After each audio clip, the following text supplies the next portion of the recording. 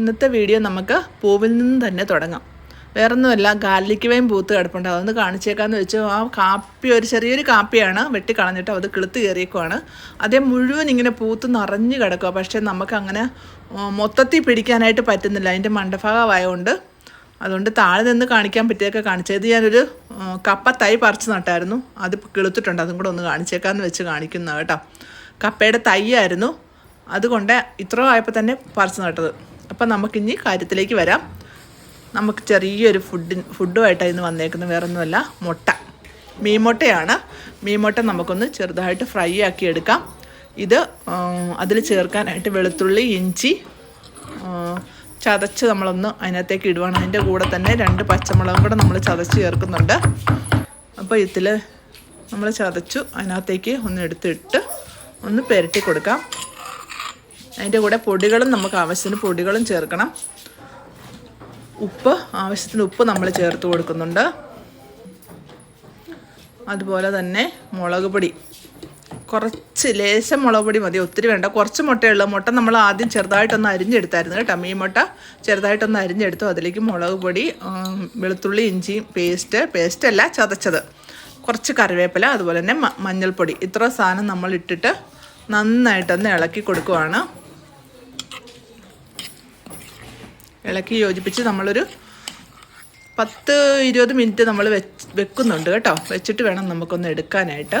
അപ്പം നമ്മളതെല്ലാം 20 മിനിറ്റ് കഴിഞ്ഞു. നമുക്കൊരു ചീനച്ചട്ടി നമ്മൾ അടുപ്പത്ത് വെച്ച് കൊടുത്തു. ഇരുമ്പിൻ്റെ ഒരു ചീനച്ചട്ടിയാണ്, അതെടുത്ത് നമ്മൾ വെച്ച് കൊടുത്തു. അതിലേക്ക് നമ്മൾ ആവശ്യത്തിന് എണ്ണ ഒഴിച്ചു കൊടുക്കുക. സാധാരണ എപ്പോഴും നമ്മൾ മത്തിയുടെയൊക്കെ ചെറിയ മുട്ടയൊക്കെയാണ് പൊരിച്ച് നോക്കിയിട്ടുള്ളത്. ഇതിപ്പോൾ വാളയുടെ മുട്ടയായിരുന്നു, അപ്പോൾ കുറച്ചധികം ഉണ്ടായിരുന്നു. അതുകൊണ്ടാണ് ഈ രീതിയിലൊന്ന് ഫ്രൈ ചെയ്തെടുക്കാമെന്ന് വെച്ചത്. അതിലേക്ക് നമ്മൾ ഇതെല്ലാം കൂടെ പെരട്ടി വെച്ചേക്കണം. മുട്ടയും കൂടെ ഇട്ട് കൊടുക്കുവാണ്. കുറച്ച് നേരം അതവിടെ നിന്ന് വേകട്ടെ. എന്നാലും ഇടക്കിടക്കൊന്ന് ഇളക്കി കൊടുക്കണം. അങ്ങനെ ചെയ്ത് കൊടുക്കാം നമുക്ക്.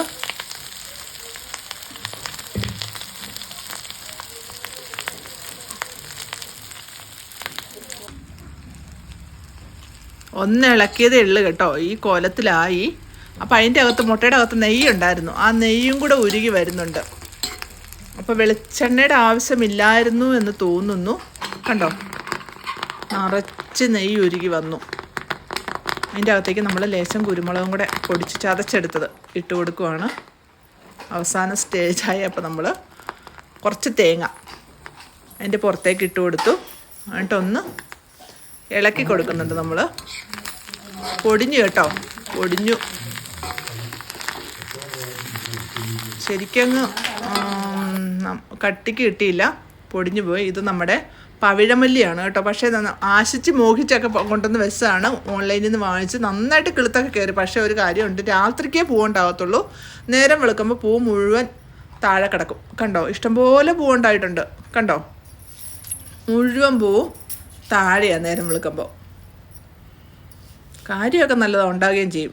ഇത് നമ്മുടെ അടുത്തൊരു റോസപ്പൂവാണേ. പാചകവും ഇതെല്ലാം കലയും എല്ലാം കൂടെ വേണ്ടേ. അപ്പോൾ അതുകൊണ്ടാണ് അതിൻ്റെ ഇടയ്ക്ക് ഇതും കൂടെ കാണിക്കാമെന്ന് വെച്ച് വന്നത്. അപ്പം നമ്മുടെ മുട്ട ഫ്രൈ ഒക്കെ റെഡി ആയിട്ടുണ്ട്. നല്ല ടേസ്റ്റൊക്കെ ഉണ്ട്. കാണുമ്പോൾ ഇങ്ങനെ ഇരുന്നാലും നല്ല ടേസ്റ്റൊക്കെ ഉണ്ട് കേട്ടോ.